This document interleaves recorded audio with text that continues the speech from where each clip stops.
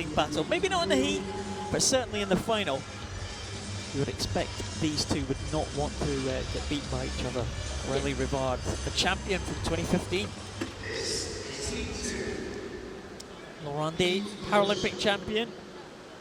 A clean sweep of the honours in the 2 years. She was Paralympic champion in 2012, world champion in 13, and European champion in 14. Her world title was taken from her last year, but she is still a European and world record holder in 4:32.79. Remember that sensational swim that she had in Montreal. This young lady, Aurelie RIVARD, challenged that world record at the World Champs, only half a second outside.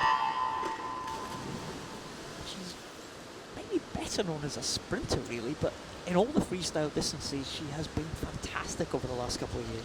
We've really seen Aurelie RIVARD develop as an athlete, I think, since she burst onto the scene. And as you said, she originally came along as a sprinter, but I think being from Canada and having the opportunity to compete in so many events is really, it's made her improve who she is as an all-rounded athlete, and we see her take the fight to all of the specialists these days. And again, different impairments between these two. LORANDI is a leg disability, RIVARD just missing a hand. Yeah, traditionally you would expect the athletes with a leg impairment to be stronger over the longer distances, but Aurelie RIVARD, she's a lot taller than Elodie LORANDI, so that works in her favour too, and it just means that she brings her leg kicking a lot earlier. Well, like we saw in the previous heat, these two swimmers keeping an eye on each other. And RIVARD just with that slender lead there, and she, as you would expect from a swimmer with an arm impairment, came off the wall better. Yeah, the athletes with arm impairments rely heavily on good turns and good underwater phases, regardless of the event that they're swimming, because that is where they can really get an advantage over those athletes with the stronger arms, with the leg impairments, who tend to claw it back as you go down each 50 metres. RIVARD still has that edge here. She's been very good form as well. The S10 classification for women has really, really improved over the last few years. A number of big names have come to the fore, haven't they? Sophie Pascoe, of course, great New Zealander, who's moved on the standards and continues to do that in the medley events and the 100 butterfly. I think you find that with events. Every so often they stagnate for a while and the standards remain, and then all of a sudden it just takes one group of athletes that are all around a similar age that can really push each other on, one to break the barriers, as Sophie Pascoe has done, and then someone like Aurelie RIVARD to come along and have something to chase and realise that, well, if Sophie can do it, then there's no reason I can't. And then, as you said, we see the whole classification move on in every event. And LORANDI as well has been absolute. She responded to that kind of challenge that the likes of Sophie Pascoe and RIVARD put down to her a couple of years ago. I mean, winning the Paralympic Games was fantastic for Elodie. She seems to have been around for forever. Yeah, she's not really that old, and I think the great thing about Elodie LORANDI is that she is a fighter, and she will stand on that block and she will race, and she's not phased by how tall someone is or what time they've put in the morning or the form they come into the race in. I mean, she's letting RIVARD go a bit here, but that'll be her tactic. It's all about tonight for her. RIVARD has gone, she's got clear water between herself and Elodie LORANDI.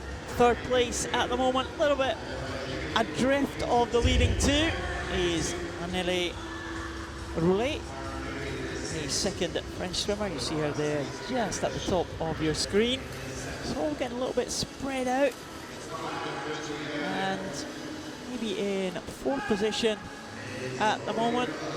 Does look like it's a Spanish swimmer, BENITO de TENA. And the young Great Britain swimmer Zara, just 13 years of age, making her GB debut. She's moved into fourth actually, ahead of the Spanish swimmer. That could be important for the youngster from GB. Yeah, and they're in a really good tussle as well. As long as they're able to catch a glimpse of each other on the turns, or maybe when they breathe towards each other under the water, that might actually lead them to a really good time. And when you're Zara's age, really these meets are about coming in and getting personal best times. Well, they're coming back now for the final 50, the leading two. Aurelie, RIVARD, Elodie, LORANDI. Just said, Liz, LORANDI not really responding to that challenge. She doesn't have to in the heats. So winning time from the previous heat was 450.09. Going to be well inside that. Not a bad time from RIVARD, looking pretty easy under the 440 mark. World record, of course, standing there. As you can see, 432.79. So she'll have a lot more to give tonight. Roulet in third place. Who is going to win the battle for fourth? It is going to go to Zara MULLOOLY from Great Britain. And she is going to be in 502.97 for fourth position. That could be vital in terms of qualification standards there. I think that should gain Zara MULLOOLY. That contest, I think, was for a place in the final between those two youngsters there. But RIVARD looking good, comfortable. She's going to have a lot more to give in the final, isn't she? Yeah, both some big names in that race. They touched the wall and looked really relaxed, and I think just a case of job done late in the final and now fight it out for the medals.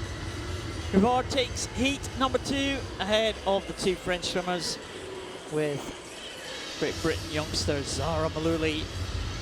Fourth position, an important fourth position because that does qualify her for the final. But the French-Canadian will be ahead of the two French in that final tonight. That should be a cracking race. So remember, keep your tweets